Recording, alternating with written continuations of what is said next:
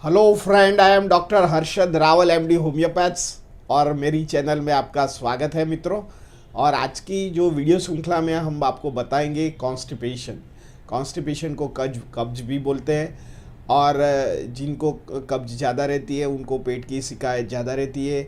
और हमारा जो पेट अच्छा नहीं होता है तो हमारा शरीर भी अच्छा नहीं होता है। और कब्ज के कारण हमारे 150 जितना रोग हो जाते हैं।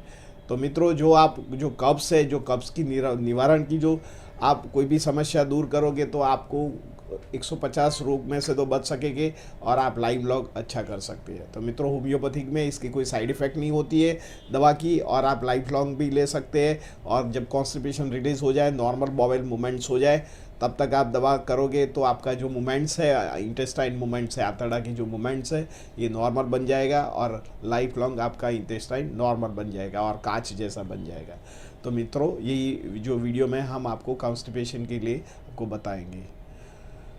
तो हमारा जो लाइफस्टाइल ऐसा है कि हम खाना प्रॉपरली टाइम नहीं खा पाते हैं, और हमारा जो खुराक का टाइम होता है हम फास्ट फूड ज़्यादा ले लेते हैं, और हम टेंशन में रहते हैं, और हमको स्ट्रेस ज़्यादा पड़ता रहता है, और हमारी जो लाइफस्टाइल है वो चेंज हो गई है। इसकी वजह से हमारा खुराक का जो जितना पाचन नहीं होना चाहिए ये नहीं होता है। इसके कारण कॉन्स्टिपेशन हो जाता है, कब्ज़ हो जाता है। और कब्ज़ की वजह से हमको भूख नहीं लगता है, सिर दुखना, बेचैनी लगना, आंखें जलन होता है, छाती में दर्द दर्द होना, छाती में कई बार तो इतना प्रेशर आ जाता है कि कई बार हार्ट अटैक आ जाता है। और जब दर्दी को सुबह में पेट साफ नहीं आता है तब तक उसको बहुत बेचैनी रहती है। तो ये कॉन्स्टिपेशन, तो उसका क्या क्या कारण है, तो सबसे पहले हम आपको कारण बताते हैं। सबसे पहले हमारा लाइफस्टाइल ऐसा है, कहेंगे हमारा जो लाइफस्टाइल है, ज़्यादातर हम होटल घर से ऑफिस जाते हैं और ऑफिस में सारा दिन बैठे रहते हैं, और ऑफिस में काम करके हम घर पे जाते हैं तो हमारा शरीर का जितना फिजिकल एक्टिविटी होना चाहिए वो नहीं होता है। इसलिए हमारा जो आंतड़ा, जो इंटेस्टाइन मूवमेंट है, भूख तो लगती है पर भूख खाना होता है, हम पाचन नहीं कर पाते। तो पाचन नहीं कर पाते तो ये जो खुराक स्टमक में से हमारा इंटेस्टाइन में चला जाता है, और इन जो पेरिस्टाल्टिक मूवमेंट है ये वीक पड़ गई है। वीक पड़ने का कारण क्या है कि हम जो खुराक में जो बिना फाइबर वाला फूड खाते हैं, प्रोसेस वाला फूड खाते हैं, ऑयली चीज़ ज़्यादा खाते हैं, या मैदा खा लेते हैं, शुगर ज़्यादा खा लेते हैं, इसलिए खुराक का पाचन नहीं होता है। इससे जरिए हमारा जो फूड होता है ये स्टमक में सड़ता है। इसकी वजह से हमको गैस हो जाता है, एसिडिटी हो जाता है, कई बार आंखें जलती है, हेडेक हो जाता है, और कई बार तो आप जीभ में भी देखो तो आपको एक कोटिंग आ जाता है। ये कोटिंग कई बार येलोइश होता है, कई बार वाइटिश होता है, कई बार चेंज ऑफ टंग की जो जो कलर्ड है वो अलग हो जाता है, कई बार मुंह में ख़राब स्मेल आता है, ये कॉन्स्टिपेशन की वजह से। तो कॉन्स्टिपेशन का सबसे कारण हमारा जो सीडेंट्रिकल लाइफ है वही है। सेकंड थिंग, हमारा जो फूड है, हम फूड आउटसाइड ज़्यादा ले लेते हैं कि इसमें फास्ट फूड ज़्यादा है, इसके वजह से इसमें न्यूट्रिशनल नहीं है, फाइबर की कमी होने के कारण भी कॉन्स्टिपेशन रहता है, और हमारा जो इंटेस्टाइन की मूवमेंट है वो स्टॉप कर देता है। मित्रों, कई बार हम कोई ऐसी दवा ले लेते हैं, कई बार बीपी की दवा है, कई बार हम ब्रोंकाइटिस की कोई दवा लेते हैं, या पेन किलर, तो आप घर घर में पेन किलर की दवा की यूज़ होता है। तो कई बार ये पेन किलर की दवा की वजह से जो इंटेस्टाइन म्यूकस होता है, इसमें जो पेरिस्टाल्टिक मूवमेंट होता है ये वीक कर देता है। और फाइबर फूड नहीं खाते तो इसमें जो लचकता आना चाहिए, जो हमारा स्टूल है आगे धकेलना चाहिए, ये धकेल का जो पेरिस्टाल्टिक मूवमेंट है ये स्लो पड़ जाती है। इसकी वजह से भी हमको कॉन्स्टिपेशन रहता है।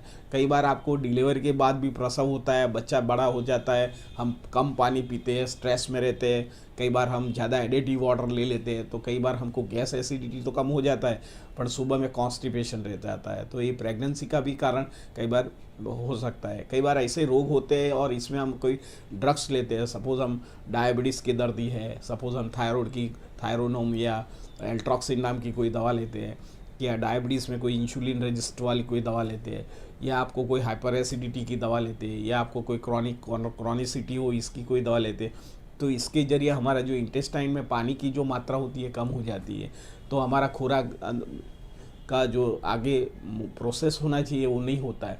तो इसके कारण भी हमको कब्ज हो जाती है, और कब्ज की वजह से हमको सारा दिन बेचैन रहता है। इसकी वजह से हम खुराक नहीं खाते हैं तो हमारा पेट का भाग बड़ा हो जाता है, क्योंकि इसमें जो वायु होता है, वायु का बैलेंस नहीं होता है।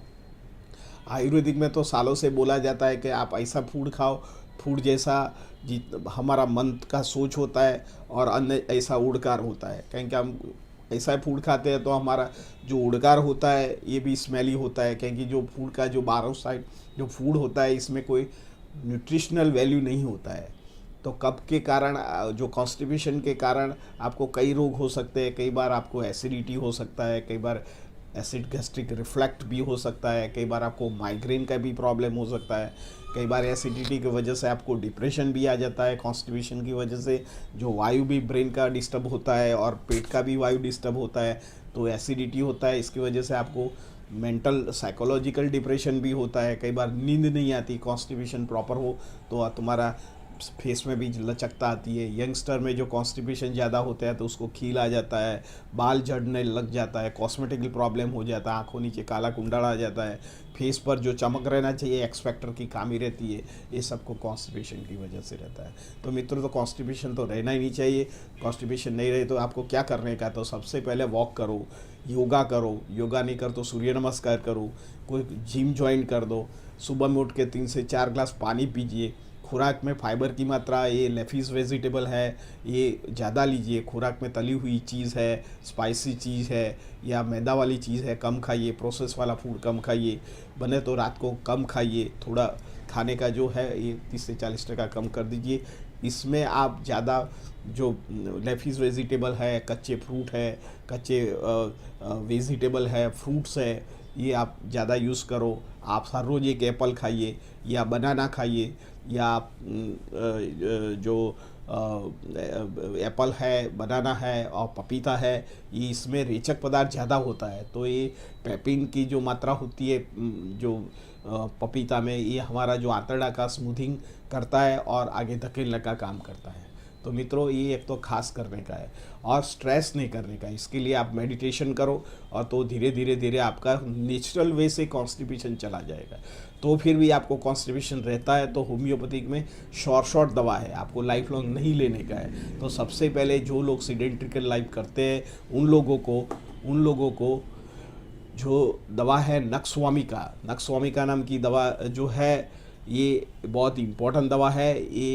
ये दवा 30 पोटेंसी में सुबह दोपहर शाम को लेने का है। इससे तुम्हारा क्या करेगा, खुराक का पाचन बढ़ेगा। खुराक में जो पीएच लेवल होता है, एसिडिक पीएच लेवल, ये नॉर्मल करता है। नॉर्मल वजह से आपका जो खुराक आगे का धकेलता है और उसका मूवमेंट रेशियो बढ़ाता है, इससे कॉन्स्टिपेशन रिलीव्स करता है। मित्रों, सेकंड नंबर की दवा है ब्रायोनिया। कई बार आपको इतना कॉन्स्टिपेशन हो जाता है कि संडास की मल की जगह आपको अंगुली निकाल के आपको मल साफ करना पड़ता है और छोटी छोटी स्टूल छोटे छोटे राउंड बॉल की जैसा होता है और कई बार म्यूकस भी होता है और पेन भी आ जाता है। तो जब वही प्रॉब्लम हो और आपको बार बार पानी पीने की इच्छा हो जाए, स्किन ड्राइनेस हो जाए, खट्टे डकार आए, खाना खाने के बाद आपको पेट भारी लगे, तो bryonia is a must. Bryonia 30 potency में सुबह दोपहर शाम को लो तो ये आपको ठीक कर सकता है। मित्रों, थर्ड नंबर की दवा है पल्सेटिला। मित्रों, pulsatilla is a work well. आपको जो हैवी फूड खा लेते हैं या तली हुई चीज़ खा लेते हैं और आपको पेट में गैस्ट्रिक प्रॉब्लम रहता है और कॉन्स्टिपेशन रह जाता है, कई बार बाहर का खुराक खाओ और सुबह में उठो तो आपका पेट इतना हैवी हो जाता है, डकारे खट्टी आता है, कॉन्स्टिपेशन रहता नहीं है, गैस छूटता है, आंखें जलती है, हेडेक हो जाता है और आपको बेचैनी लगता है, तब pulsatilla 30 potency is a work well. आप पल्सेटिला की जो दवा है 30 मात्रा में 2 से 3 महीना लोगे तो आपका कॉन्स्टिपेशन चला जाएगा। मित्रों, 4 नंबर की दवा है ग्रेफाइटिस। जिन लोगों को वजन ज़्यादा है, कमर का भाग बड़ा है, पेट का भाग बड़ा है और वो लोग एक्सरसाइज नहीं करते, स्किन में गड़ गुम्बद निकल आ जाता है, स्किन थोड़ा भी टच करे और ब्लीडिंग हो जाए, बाल खरता है और सेंसिटिव प्रकृति के लोग होते हैं, उन लोगों को जो कॉन्स्टिपेशन की जो प्रॉब्लम रहे तो ग्रेफाइटिस 30 पोटेंसी में लेने का है। मित्रों, जब ग्रेफाइटिस 30 पोटेंसी लो तो स्किन में कोई भी इरप्शन नहीं होना चाहिए, नहीं तो कई बार ग्रेफाइटिस से एग्रावेशन भी आने की संभावना रहती है। तो जब भी आप ग्रेफाइटिस सोचो तब आप कोई होम्योपैथ्स के अंडर में लीजिए, क्योंकि कई बार ग्रेफाइटिस का इतना एग्रावेशन आ जाता है तो आपका कॉन्स्टिपेशन तो रिलीफ हो जाएगा, पर कहीं भी जगह आपको जो एक्जिमेटस इरप्शन और एटोपिक डर्मेटाइटिस का जो इन्फेक्शन हो तो ये बढ़ा देता है। ये बढ़ा देता है मतलब ये खून साफ करता है। ये आपको ये ऑब्जर्वेशन ऑफ सिम्टम मालूम नहीं पड़ता है, पर कई बार होम्योपैथ होता है, एक्सपीरियंस होम्योपैथ होता है तो वो नक्की करता है है कि आपको ये ग्रेफाइटिस लेना चाहिए कि नहीं लेना चाहिए। मित्रों, आगे की जो 5वीं की दवा है सिलीशिया, तो सिलीशिया नाम की जो दवा है ये अद्भुत दवा है। आपको जब भी कॉन्स्टिपेशन हो जाए, पाइल्स हो, फीसर हो, तो आप शॉर्ट सिलीशिया का प्रयोग करिए। मित्रों, ये आपके कॉन्स्टिपेशन के लिए ये बहुत अद्भुत दवा है, आपको लाइफ लॉन्ग लेने की ज़रूरत नहीं पड़ेगा और होम्योपैथिक आपको कायमी शॉर्ट कॉन्स्टिपेशन से निकाल सकते हैं। आप 150 रुग्मों से बाहर निकल सकता है। मित्रों, मेरा ये वीडियो अच्छा लगा, लाइक कर दीजिए, शेयर कर दीजिए। धन्यवाद।